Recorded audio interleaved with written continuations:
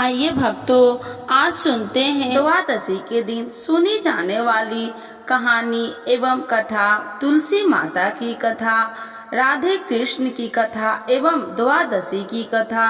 तो एक बार बोलिए प्रेम से तुलसी माता की जय, राधे कृष्ण भगवान की जय, विष्णु भगवान की जय, शालिग्राम भगवान की जय। तुलसी माता की महिमा की कथा। इस कथा के अनुसार एक कुटुंब में ननद तथा भाभी साथ रहती थी। ननद का विवाह अभी नहीं हुआ था। वह तुलसी के पौधे की बहुत सेवा करती थी, लेकिन उसकी भाभी को यह सब बिल्कुल भी पसंद नहीं था। जब कभी उसकी भाभी को अत्यधिक क्रोध आता तब वह उसे ताना देते हुए कहती कि जब तुम्हारा विवाह होगा मैं तो तुलसी की बारातियों को खाने को दूंगी और तुम्हारे दहेज में भी तुलसी ही दूंगी। कुछ समय बीत जाने पर ननद का विवाह पक्का हुआ। विवाह के दिन भाभी ने अपनी कथनी के अनुसार बारातियों के सामने तुलसी का गमला फोड़ दिया और खाने के लिए कहा। तुलसी की कृपा से वह फूटा हुआ गमला अनेक स्वादिष्ट पकवानों में बदल गया। भाभी ने गहनों के नाम पर तुलसी की मंजरी से बने गहने पहना दिए। वह सब भी सुंदर सोने जवाहरात में बदल गए। भाभी ने वस्त्र के स्थान पर तुलसी का जनेऊ रख दिया। वह रेशमी तथा सुंदर वस्त्र में बदल गया। ननद के ससुराल में उसके दहेज की बहुत प्रशंसा की गई। यह बात भाभी के कानों तक भी पहुंची। उसे बहुत आश्चर्य हुआ। उसे अब तुलसी माता की पूजा का महत्व समझाया। भाभी की एक लड़की थी। वह अपनी लड़की से कहने लगी कि तुम भी तुलसी का सेवा किया करो, तुम्हें भी बुआ की तरह फल मिलेगा। वह जबरदस्ती अपनी लड़की से सेवा करने को कहती, लेकिन लड़की का मन तुलसी सेवा में नहीं लगता था। लड़की के बड़ी होने पर उसके विवाह का समय आता है। तब भाभी सोचती है कि जैसा व्यवहार मैंने अपनी ननद के साथ किया था वैसे ही मैं अपनी लड़की के साथ भी करती हूँ, तो यह भी गहनों से लद जाएगी और बारातियों को खाने में पकवान मिलेंगे। ससुराल में इसे भी बहुत इज्जत मिलेगी। यह सोचकर वह बारातियों के सामने तुलसी का गमला फोड़ देती है, लेकिन इस बार गमले की मिट्टी मिट्टी ही रहती है। मंजरी तथा पत्ते भी अपने रूप में ही रहते हैं। जनेऊ भी अपना रूप नहीं बदलता है। सभी लोग तथा बारातियों द्वारा भाभी की बुराई की जाती है। लड़की के ससुराल वाले भी लड़की की बुराई करते हैं। भाभी कभी ननद को नहीं बुलाती थी। भाभी ने सोचा मैं बहन से मिलकर आता हूँ। उसने अपनी पत्नी से कहा और कुछ उपहार बहन के पास ले जाने की बात कही। भाभी ने थैले में जवार भरकर कहा कि और कुछ नहीं है, तुम यही ले जाओ। वह दुखी मन से बहन के चल दिया। वह सोचता रहा कि कोई भाई अपने बहन के घर जुआर ले कैसे जा सकता है। यह सोचकर वह एक गौशाला के पास रुका और जुआर का थैला गाय के सामने पलट दिया। तभी गाय पालने वाले ने कहा कि आप गाय के सामने हीरे मोती तथा सोना क्यों डाल रहे हो। भाई ने सारी बात उसे बताई और धन लेकर खुशी से अपनी बहन के घर की ओर चल दिया। दोनों बहन भाई एक दूसरे को देखकर अत्यंत प्रसन्न हुए। हे तुलसी माता, जैसे आपने उस ननद पर कृपा करी है वैसे ही सब पर करना। कहानी सुनने वाले एवं हुंकार भरने वाले पर कृपा बरसाना, और जैसे भाभी पर किया है वैसे किसी पर नहीं करना। तो एक बार बोलिए प्रेम से तुलसी माता की जय, शालिग्राम भगवान की जय। इस कथा के बिना द्वादशी के पारण अधूरा माना जाता है। बरसाने में एक संत की कथा। एक संत बरसाना में रहते थे और हर रोज सुबह उठकर यमुना जी में स्नान करके राधा जी के दर्शन करने जाया करते थे। यह नियम हर रोज का था। जब तक राधा रानी के दर्शन नहीं कर लेते थे तब तक जल भी ग्रहण नहीं करते थे। दर्शन करते करते तकरीबन उनकी उम्र 80 वर्ष की हो गई। आज सुबह उठकर रोज की तरह उठे और यमुना में स्नान किया और राधा रानी के दर्शन को गए।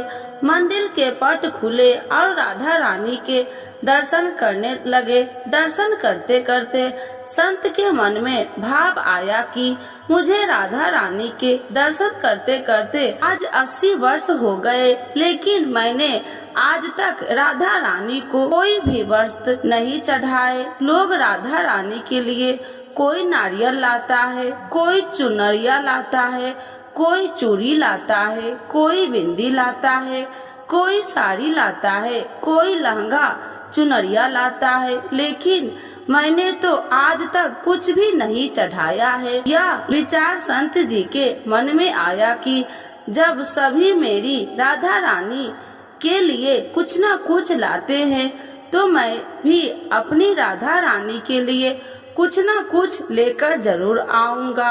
लेकिन क्या लाऊं जिससे मेरी राधा रानी खुश हो जाए। तो संत जी यह सोचकर अपनी कुटिया में आ गए।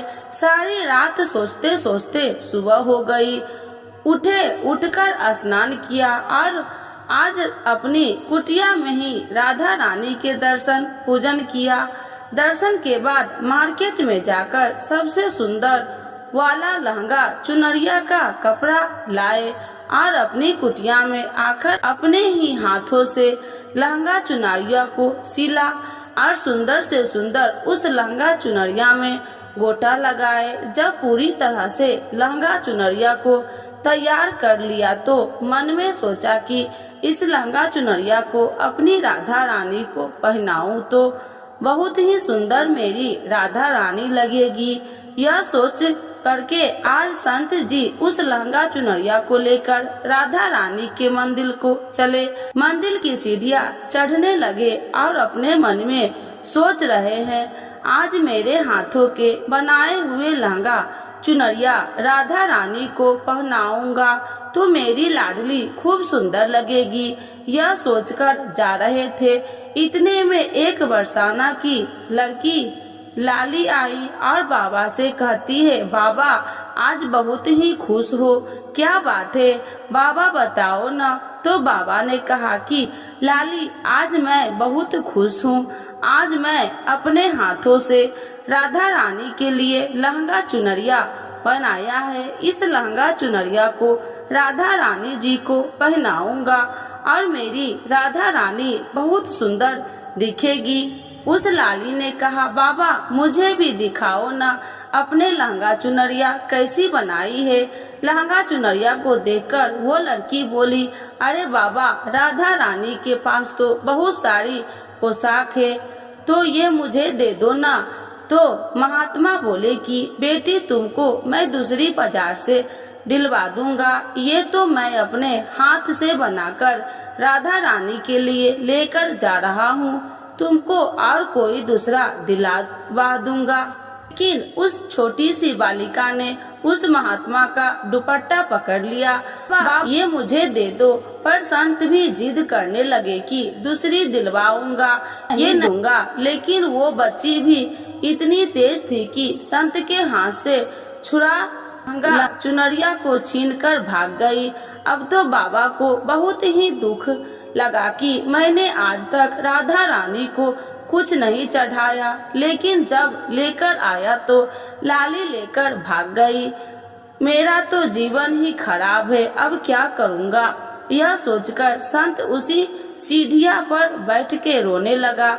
इतने में कुछ संत वहाँ आए और पूछा, क्या बात है बाबा, आप क्यों रो रहे हैं। तो बाबा ने उन संतों की पूरी बात बताया। संतों ने बाबा को समझाया और कहा कि आप दुखी मत हो, कल दूसरी लहंगा चुनरिया बना कर राधा रानी को पहना देना, चलो राधा रानी के दर्शन कर लेते हैं। इस प्रकार संत ने बाबा को समझाया और राधा रानी के दर्शन को लेकर चले गए। रोना तो बंद हुआ, लेकिन मन खराब था, क्योंकि कामना पूरी नहीं हुई। न तो अनमने मन से राधा रानी का दर्शन करने संत जा रहे थे और मन में ये ही सोच रहे हैं कि मुझे लगता है कि किशोरी जी की इच्छा नहीं है। शायद राधा रानी मेरे हाथों से बनी पोशाक पहनना ही नहीं चाहती थी। ऐसा सोचकर बड़े दुखी होकर जा रहे थे। मंदिर आकर राधा रानी के पट खुलने का इंतजार करने लगे। थोड़ी ही देर बाद मंदिर के पट खुले तो संतों ने कहा, बाबा देखो तो आज हमारी राधा रानी बहुत ही सुंदर लग रही है। संतों की बात सुनकर के जैसे ही बाबा ने अपना सिर उठाकर देखा तो जो लहंगा चुनरिया बाबा ने अपने हाथों से बनाकर लाए थे वही आज राधा रानी ने पहना था। बाबा बहुत ही खुश हो गए और राधा रानी से कहा, हे राधा रानी, आपको इतना भी सब्र नहीं रहा, आप मेरे हाथों से मंदिर की सीढ़ियां से ही लेकर भाग गई, ऐसा क्यों? सर्वेश्वरी श्री राधा रानी ने कहा कि बाबा, आपके भाव को देखकर मुझसे रहा नहीं गया और ये केवल पोशाक नहीं है, इसमें आपका प्रेम है, तो मैं खुद ही आकर के आपसे लहंगा चुनरिया छीनकर भाग गई थी। इतना सुनकर के बाबा भाव विभोर हो गए और बाबा ने उसी समय किशोरी जी का धन्यवाद किया। तो एक बार बोलिए प्रेम से श्री राधा रानी की जय, राधे कृष्ण भगवान की जय। तो आइए भक्तों, आज जानते हैं भीष्म द्वादशी की यह पौराणिक कथा। भीष्म द्वादशी के बारे में प्रचलित एवं पौराणिक कथा के अनुसार राजा शांतनु की रानी गंगा के देवव्रत नामक पुत्र को जन्म दिया और उसके जन्म के बाद गंगा शांतनु को छोड़कर चली जाती है, क्योंकि उन्होंने ऐसा वचन दिया था। शांतनु गंगा के वियोग से दुखी रहने लगते थे, परंतु कुछ समय बीतने के बाद शांतनु गंगा नदी पार करके लिए मत्स्य गंधा नामक की कन्या से नाव में बैठते हैं और उसके रूप सौंदर्य पर मोहित हो जाते हैं। राजा शांतनु कन्या के पिता के पास जाकर उनकी कन्या के साथ विवाह करने का प्रस्ताव रखते हैं, परंतु मत्स्य गंधा के पिता राजा शांतनु के समक्ष एक शर्त रखते हैं कि उनकी पुत्री को होने वाली संतान को हस्तिनापुर राज्य की उत्तराधिकारी बनेगी, तभी यह विवाह हो सकता है। यही मत्स्य गंधा आगे चलकर सत्यवती नाम से प्रसिद्ध हुई। राजा शांतनु का यह शर्त मानने से इनकार करते हैं, लेकिन वे चिंतित रहने लगते हैं। देवव्रत को जब पिता का चिंता का कारण मालूम पड़ता है तो वह अपने पिता के समक्ष आजीवन विवाहित रहने का संकल्प लेते हैं। पुत्र की इस प्रतिज्ञा को सुनकर राजा शांतनु उन्हें इच्छा मृत्यु का वरदान देते हैं। इस प्रतिज्ञा के कारण देवव्रत भीष्म पितामह के नाम से प्रसिद्ध हुए। जब महाभारत का युद्ध होता है तो भीष्म पितामह कौरवों की तरफ से युद्ध लड़ रहे होते हैं और भीष्म पितामह के युद्ध कौशल से कौरव जीतने लगते हैं। जब भगवान श्री कृष्ण एक चाल चलते हैं और सिंखरी को युद्ध में उनके समक्ष खड़ा कर देते हैं। अपनी प्रतिज्ञा अनुसार सिंखरी पर शस्त्र न उठाने के कारण भीष्म युद्ध क्षेत्र में अपने शस्त्र त्याग देते हैं, जिसने अन्य योद्धा अवसर पाते ही उन पर तीरों की बौछार शुरू कर देते हैं। महाभारत इस महान योद्धा के शस्त्रशैया पर शयन किया, इसीलिए कहा जाता है कि सूर्य दक्षिणायन होने के कारण शास्त्रीय माता अनुसार भीष्म ने अपने प्राण नहीं त्यागे और सूर्य के उत्तरायण होने पर अपने नश्वर शरीर का त्याग किया। उन्होंने अष्टमी को अपने प्राण त्याग दिए थे।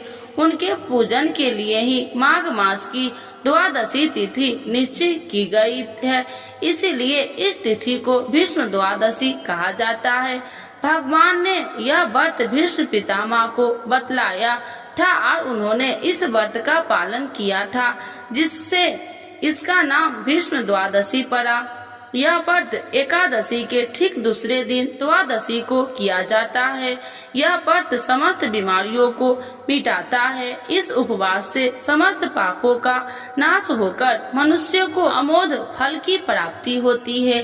तो एक बार बोलिए प्रेम से विष्णु भगवान की जय।